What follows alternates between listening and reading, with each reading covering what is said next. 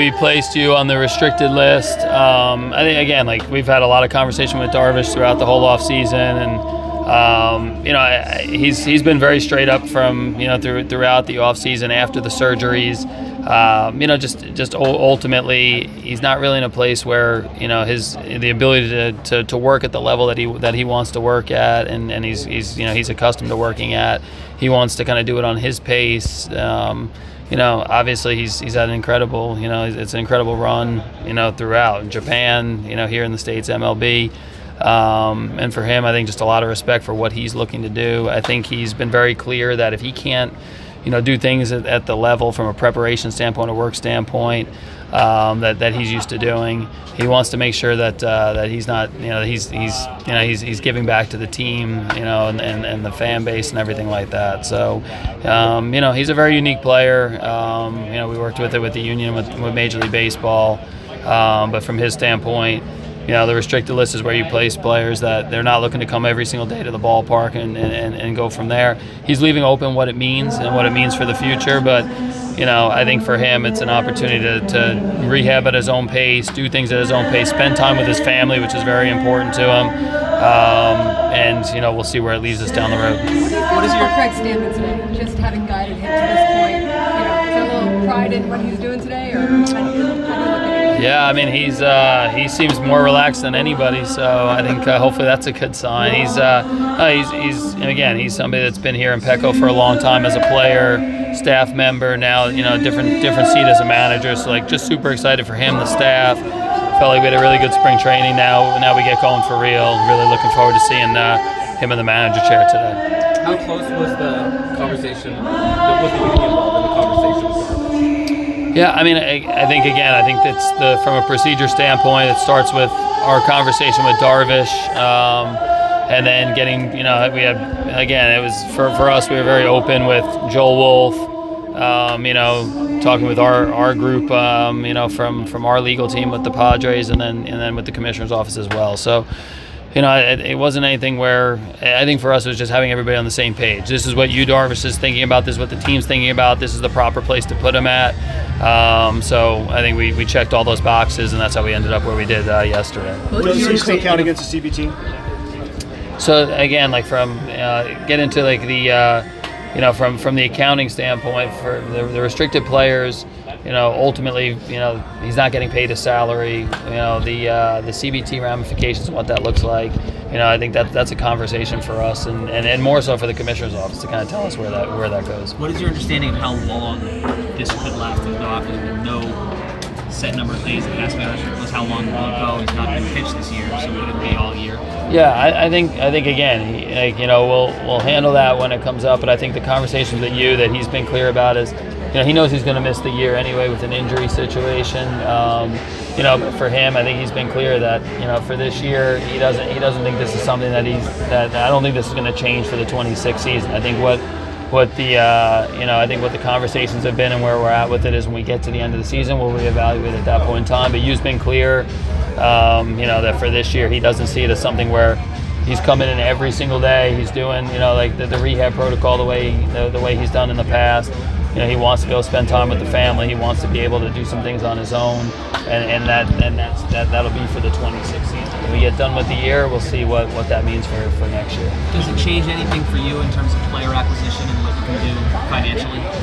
No, I mean, again, this is something that we've been planning for and working towards throughout the whole off season. So, it's not a surprise. I think ultimately, just kind of figuring out exactly what he wanted to do, what list was the right list to put him on, getting the right people involved to do that. That was really what the last 6-8 weeks was about. But in terms of the planning part of it, doesn't really change anything from our end. He can't come here at all, right? Always on the restricted list. He can't use any team facilities. He's going to be able to come to Petco and use and participate, and it's an understanding for him to do rehab work, and but again, it's not going to be what we're used to seeing from Yu Darvish or from other players that are here, through game time, up until game time, post game work. It's going to be more on his schedule and what works. And my guess is he's not going to be around. He's not going to be around like he has been in the past. So that's the idea with him being on the restricted list. But your understanding is he's going to continue to rehab, see how he feels at 27. Yeah, he's going to continue to rehab, and then again, the understanding that myself and you and the team will revisit it. So he's not saying no. He's not saying that he's retiring. That's not where we're at. But I think for him, he's going to see how he comes back. He's coming back from a major surgery and a second surgery on the elbow. So I think he's realistic about where that leaves him. But Yu Darvish is a very special person, very special player. He's very unique. The situation's unique. Somebody that's thinking about the good of the organization, the team, the fan base, wanting to give back. If you can't put your heart into it, it would be very easy for him just to say, you know what, I'm going to sit on the IL, and what that means for him from a compensation standpoint. He's not doing that. He knows that his heart's not quite into it, but he's going to continue with the rehab process, and maybe we get to next year and he's feeling in a different place and he wants to come back and give it a go. What the update on his rehab process until now? Yeah, I think what I hear from our medical team and talking to Darvish, he's progressing, where he should be, coming back from that surgery. So, it's going to be a year-long process, but in terms of the early stages, he's kind of hitting the checkpoints that he's needed to hit so far early in the process. Every roster is unique. How does this one feel to you, the way it's been constructed? Yeah, I think again, we're realistic. We feel like we have a strong team. Obviously we've seen the bullpen over the last few years has been a real strength. No Robert Suarez, so that'll be different. We've seen Robert here the last since 22 season, and he's been a real factor for us. Kind of an underrated factor, having somebody like that pitching deep in the pen. But it gives opportunity for other guys starting with the David Morgans, Bradley Rodriguez, obviously Maury Hone stepping up last year, Miller, the rotation, Pavetta King leading us off. There'll be opportunity for Walker and for German Marquez making the team. They've got something to prove, so they'll get opportunity early and see where that goes. And Randy Vasquez continued development was a nice, was at the end of last year and the beginning of spring training. I think we got to see that. And I think it's going to be a work in progress like any roster. We've got the opportunity with, some guys that are going to start on the IL to kind of layer in some guys here throughout the next really 6-8 weeks or so. So whether that's Jason Adam, Matsui, Griffin Canning, Waldron, Song, to me, we start with a roster that we like.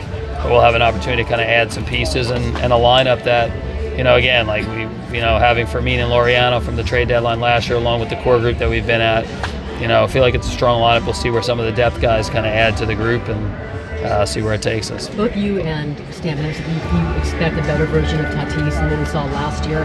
What have you seen from him, whether WBC or spring, that makes you think that he is in the right place mentally and physically to be that guy? Yeah, I think everything he's been has been consistent. Throughout the whole offseason, talking about how if he's going to have an MVP type season, what he needs to do to go out and be able to do that. The work's been good in spring training. He's obviously a super talent.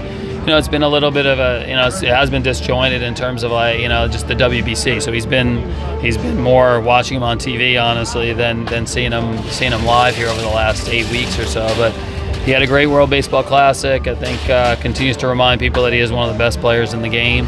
Again, if we're going to go where we want to get to, a lot of things you can look at as keys, but Fernando going out and putting the work in and being that consistent force that we've seen a lot over the last since 2019 when he had opening day here, just doing that for 162 and into the playoffs, that'll be a huge part of it for us. So much conversation where he should bat the lineup. Is there any better spot for him than leadoff, or would you like to see him maybe in a better RBI opportunity? Yeah, I don't put a lot of stock into it honestly. I think lineup construction, it depends. And then Tatis, Fernando, when you talk to him, he'll say the same thing. It depends on the time of season. It depends on what's going on with other players, who's hot, who we're facing. I think, all you want is to have a lot of good options and good possibilities and, allow Craig and the staff to kind of put the lineup up, the way they want to. It's, having him hit leadoff to start opening day against one of the best pitchers in the game. That's a good feeling for everybody. If ultimately Craig and the group and Fernando end up moving him around the lineup 2, 3, 4, hopefully it's not 7, 8, 9. But I think I'm super supportive of that and positive of it, and it's not a crucial factor for me. With that bullpen, you got 5 guys who have hit 100 miles an hour in a game. as an organization, do you hunt velocity like that, or something just kind of, because even by today's standards, like that's a lot from one bullpen? Yeah, I mean, I think just having above average, stuff and pitches, anything that's plus. So obviously velocity is a key component, especially coming out of a bullpen. But it's nice to have power arms, and we've seen in the different points in time over the last 5 years, playoff series, regular season, where power stuff usually can neutralize really talented hitters and talented players. But in general, it's you see a Jason Adam, it's a tremendous changeup with a 4-pitch mix. Kyle Hart can spin the baseball, and then we've got some guys with a lot of power. So hopefully different looks, different possibilities for Craig. That's been the point of how we try to put the pens together. What do you think is the earliest we can see Joe Musgrove back pitching in games? Yeah, I mean, I not really put a time frame on it or a timeline, like a hard timeline. He's just starting to play catch today. So I know talking to him yesterday, he says he's feeling great, and I think for us, again, it'll be to me, it's not like he's been down for 6 to 8 weeks. So hopefully, he can get going here. But we're not going to really know until he gets through days like today, where he starts to play catch and he puts some volume on. What he's doing, then he starts to build up innings and seeing the bounce back. So, it's not like next week he's coming back, but this isn't something either where we're talking about months, and we'll know a lot more here over the course of the next week to 10 days how he starts bouncing back from these early throwing sessions, and he's going to put the work in for sure. So we're hoping it's early, sooner rather than later. Okay,